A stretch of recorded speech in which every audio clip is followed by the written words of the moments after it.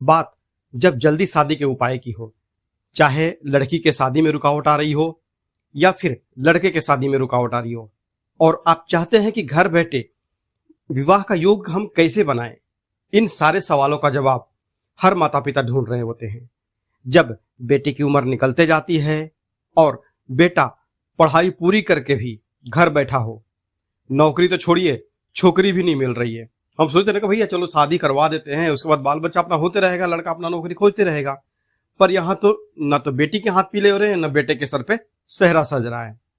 तो देखिए, शादी में जो देरी होती है वो सिर्फ ग्रह दोषों से ही नहीं, बल्कि हमारे कर्म और हमारी दिनचर्या से भी जुड़ी होती है। आज जो मैं आपको एक सटीक उपाय बताने वाला हूं, वो बस आप सही से समझ लीजिए, सही विधि से कर लीजिए। जानते क्यों? क्योंकि इस वीडियो में हम आपको जो बताएंगे वो एक ऐसा विशेष टोटका है जो हजारों लोगों की शादी के लिए फलदायक रहा है। मैंने जिनको भी ये उपाय बताया है, उन्होंने ना नहीं कहा है, कभी भी ना नहीं कहा है। मैंने लगभग 400-500 से ऊपर मेरे लोग हो चुके होंगे जिनको कि मैंने मेल किया है, जिन्होंने मुझसे सलाह मांगी थी। अगर आप भी चाहते हैं कि अपने बेटे या बेटी या फिर खुद की शादी के लिए कुंडली का विश्लेषण करवाना चाहते हैं, तो ये बिल्कुल फ्री है। आप कमेंट में अपना सारा डिटेल दे सकते हैं या फिर आप मुझे डिस्क्रिप्शन में मेरी मेल आईडी रहेगी, उस पर आप मुझे मेल कर सकते हैं। चलिए जानते हैं ये सटीक उपाय क्या है और आपके घर में कैसे शादी की शहनाई बजेगी। देखिए, आज का जो उपाय है वो है बिल्कुल आसान सा।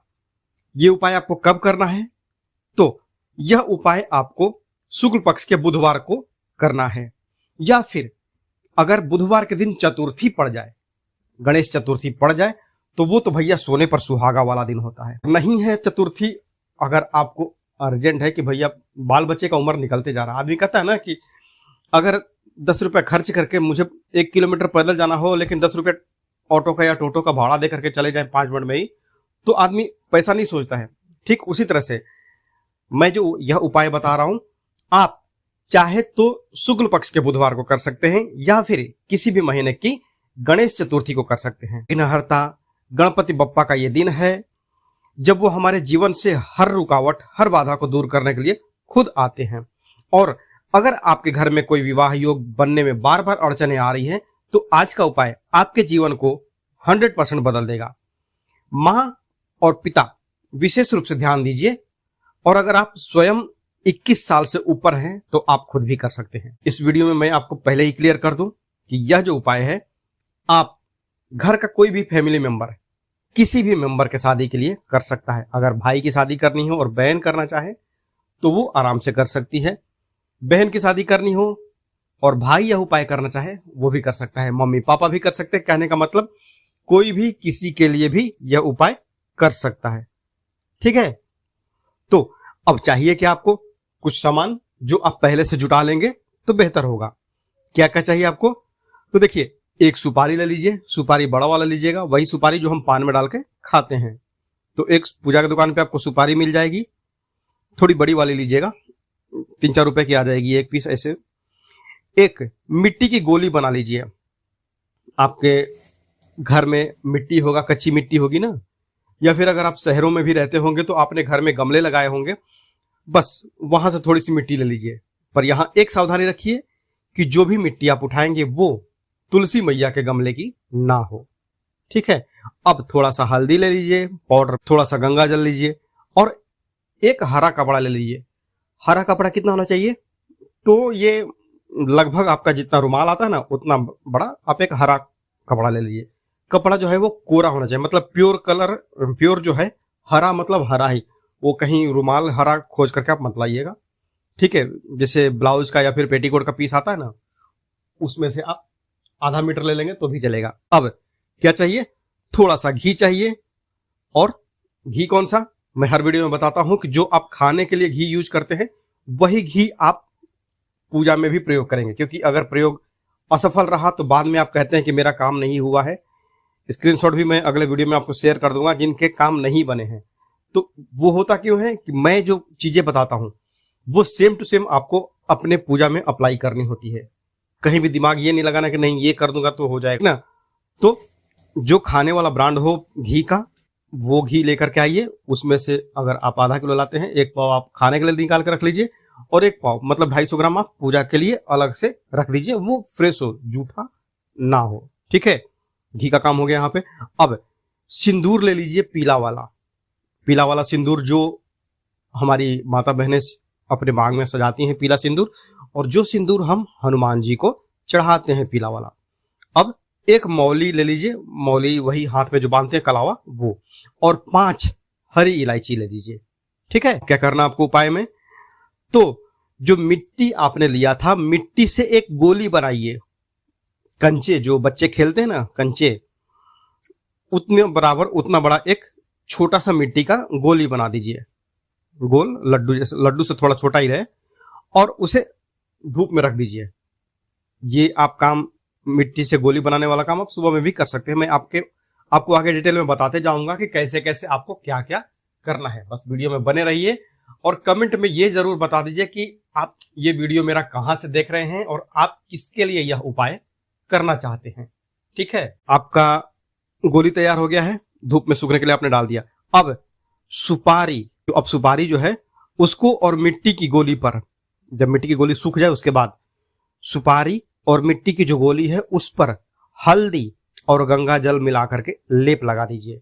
एक छोटी सी कटोरी ले लीजिए, उसमें हल्दी पाउडर डाल दीजिए और थोड़ा सा गंगा जल डालिए, गाढ़ा लेप बना दीजिए। ठीक है, और उससे मिलाकर के सुपारी के ऊपर भी आपको चारों तरफ से लपेटना है, और मिट्टी की जो गोली आपने बनाई है, जो सूखी हुई गोली हो गई है, उसके ऊपर भी आपको ये हल्दी और गंगा जल वाला लेप लगाना है। अब यहाँ पे समझिए कि ये 2 चीज मैं क्यों बोल रहा हूं। तो यहाँ पे सुपारी जो है वो गणपति की हम आराधना करते हैं, गौरी गणेश की जो हम स्थापना करते हैं, क्योंकि यहाँ माँ बेटे दोनों ही मिल करके, आपके जो बच्चे हैं, बेटा हो या बेटी हो या फिर आप खुद भी हो, तो ये माँ जो है, जो मिट्टी की जो गोली है वो है हमारी माता पार्वती, गौरा जी, और जो सुपारी है वो है हमारे गणपति बप्पा, गणेश जी। ठीक है, अब ये जो 2 आपके घर में देवता विद्यमान हो गए। अब क्या करना आपको, अब जो है एक चौकी पर, जहां आपका पूजा घर है वहां पर एक पीढ़ा के ऊपर, एक पाटले के ऊपर आप, या फिर एक चौकी के ऊपर में हरा कपड़ा जो है आपने कोरा वाला, वो आप बिछा दीजिए। बिछाने के बाद एक शुद्ध घी का दीपक जलाइए, जो मैंने घी बताया आपको, मिट्टी का दिया, मिट्टी के दिए में आपको घी जलाना है, ये अपना घी रखना है और घी का दिया जलाना है। और बाती कौन सी आपको यूज करनी है यहाँ पे, तो यहाँ पर आपको बाती यूज करनी है कलावे की, जो मौली आपने लिया है उस मौली से ही आपको बाती बना करके और घी का दिया जलाना है मिट्टी के दिए में। ठीक है, अब दोनों पर घी और सिंदूर से 5-5 बिंदियां लगाइए। एक कटोरी में घी थोड़ा सा, और जो पीला वाला सिंदूर है ये रख लीजिए अलग से, थोड़ा सा पेस्ट बना लीजिए। जैसे आपने हल्दी का पेस्ट बनाया था वैसे अभी आप सिंदूर का पेस्ट बनाइए। तो सिंदूर में आप घी प्रयोग करेंगे पेस्ट बनाने के लिए, हल्का जो गाढ़ा वाला है। अब उसमें अपनी जो अनामिका उंगली है, जो आपकी कनिष्ठा उंगली है, उसके बगल में जो अनामिका उंगली है, उससे आप 5 बिंदी लगाएंगे सुपारी के ऊपर और 5 बिंदी लगाएंगे आप मिट्टी की जो गोली है उसके ऊपर। हो गया काम। अब क्या करना है, अपने सामने में कम से कम एक बित्ता मतलब कि 7-8 इंच मोटा मोटी, ठीक है, उतना बड़ा आप एक मौली ले लीजिए। मौली में 5 गांठ लगाइए, गांठ कितनी, 5, और उसे गणपति बप्पा को अर्पण करें, गणेश जी को अर्पण करें। अब ठीक इतना ही बड़ा एक और मौली लीजिए, उसको क्या करना है, उसमें बिना गांठ लगाए वो मौली जो है वो उसको गौरा जी को अर्पण कर दीजिए, माता पार्वती को अर्पण कर दीजिए, चढ़ा दीजिए। ठीक है, अब एक पीतल हो या तांबा हो, ये दोनों धातु में से कोई भी एक प्लेट हो, स्टील मत प्रयोग कीजिएगा। ठीक है, रीजन मत नहीं ज्यादा बताऊंगा क्योंकि वीडियो लंबा हो जाएगा। तो पीतल या फिर तांबा, ये दोनों कोई भी बर्तन हो, उस प्लेट में आप घी और गुड़ का भोग लगाएंगे, बाकी और कुछ नहीं। घी थोड़ा सा रखिए, 1 चम्मच निकाल लीजिए घी, ठीक है, और थोड़ा सा गुड़ कितना, मतलब कि आधा ढेला, मतलब मोटा मोटी 50 ग्राम के अंदाज एक गुड़ का एक ढेला रख लीजिए। हो गया। और गणपति भगवान को 5 हरी इलायची अर्पण करें। घी और गुड़ का भोग किसको अर्पण करना है, ये अर्पण करना आपको माता पार्वती को, जहां अपने मिट्टी की गोली बनाई है। और जो गणपति भगवान हैं उनको आप अर्पण करेंगे 5 हरी इलायची। ठीक है। अब जो मंत्र मैं आपको बोल रहा हूं वो आपको कम से कम 11 बार या फिर 21 बार बोलना है। मंत्र आपको स्क्रीन पर भी दिख जाएगा। मंत्र क्या है? ओम गौरी पुत्राय गणेशाय नमः। मंत्र आपको स्क्रीन पर भी दिखेगा। ठीक है। अब जो प्रार्थना करना है, जो निवेदन करना है आपको, वो आप आंख बंद कीजिए और उसके बाद क्या प्रार्थना करनी है, जिस तरह से मैं बोल रहा हूं उस तरह से आप इसमें अपना जो वर्ड है, जो शब्द है, वो चेंज कर लीजिएगा। पर एक जो निवेदन करना है वो आप अपनी भाषा में करिएगा। आप चाहे जहां से भी वीडियो देख रहे हैं, कमेंट में जरूर बताइएगा कि आप हमारी यह वीडियो कहां से देख रहे हैं। ठीक है। तो आप जैसे बंगाल से हैं, आपकी जो लैंग्वेज है वो बंगाली है, तो आप जो निवेदन करेंगे अपने भगवान को, जो गणेश जी को, माता पार्वती को जो आप निवेदन करेंगे वो अपनी भाषा में करिए। आप पंजाब से देखें, महाराष्ट्र से देखें, देश के किसी भी कोने से आप देख रहे हैं, बताइएगा जरूर कमेंट में। ठीक है। तो उसी भाषा में निवेदन करिए। अब क्या निवेदन करना है तो देखिए, बच्चे का नाम लीजिए, अपना गोत्र लीजिए, फिर पिता का नाम बोलिए और विवाह में आ रही सारी बाधाएं गणपति बप्पा से दूर करने की विनती करिए। ठीक है। कैसे? मान लीजिए कि बच्चे का नाम है राहुल है। ठीक है। बच्चे का नाम मान लीजिए कि माँ यह प्रयोग कर रही है। ठीक है। तो माँ जब यह प्रयोग करेगी तो वो क्या बोलेगी? बच्चे का नाम है उनका राहुल। ठीक है। तो हे गणेश महाराज, हे गणपति बप्पा, मैं अपने बेटे राहुल के लिए यह प्रयोग कर रही हूं। हमारा गोत्र, यहां पर गोत्र आप नाम लीजिएगा। गोत्र आपका क्या है? सांडिल्य है, गौतम है, कश्यप है, क्या है, मतलब गोत्र तो आपको पता ही होगा ना। और नहीं भी पता होगा तो अपने दादा परदादा जो भी हैं, अपने कुल खानदान से गोत्र अपना जरूर जान कर रखिए। गोत्र का नाम लीजिए। और मेरे बच्चे के पिता ये हैं। कहते हैं कि हमारे धर्म में स्त्रियों को अपने पति का नाम नहीं लेना चाहिए, पर यहां निवेदन करते टाइम पे आप जो निवेदन कर रही है, आप किसी के सामने बोल तो नहीं रही हैं, आप अपने मन में वो उनका नाम ले सकती हैं। ठीक है। और विवाह में आ रही जो भी बाधाएं हैं वो आप अपने गणपति बप्पा को, माता पार्वती को निवेदन कर दीजिए। यहां पे देखिए, ये उपाय आपका 100% सक्सेस होगा। क्यों जानते हैं? क्योंकि माता सीता ने मां गौरी की आराधना की थी और उनको भगवान श्री राम मिले थे। देखा देखी तो उनकी वाटिका में हो गई थी। फूल तोड़ने जब गई थी माता सीता जब गई थी फूल तोड़ने, तो उन्होंने भगवान राम को देखा था। तो उन्होंने प्रार्थना किया कि हे गौरी मैया, भगवान श्री राम जो हैं, टाइम पे तो उनका नाम शायद मालूम था या नहीं था, तो उन्होंने कहा कि मुझे इसी युवक से शादी करनी है। बाकी ये रामायण का अपना कांड हो गया अलग से। ठीक है। अब आपका जो है पूजा पाठ खत्म हो चुका है। अब क्या करना है आपको? जो घी और गुड़ का जो प्रसाद आपने चढ़ाया है उसका आधा भाग अपने घर पे रखें और आधा भाग जो आप रोटी बनाएंगे, घर में जो रोटी बनेगी पहली रोटी, उस पर आधा घी, आपने जो पूजा में चढ़ाया था पार्वती मैया को, वो वाला आधा घी और आधा गुड़ उस रोटी पर रख करके और गाय को खिला दीजिए। ठीक है।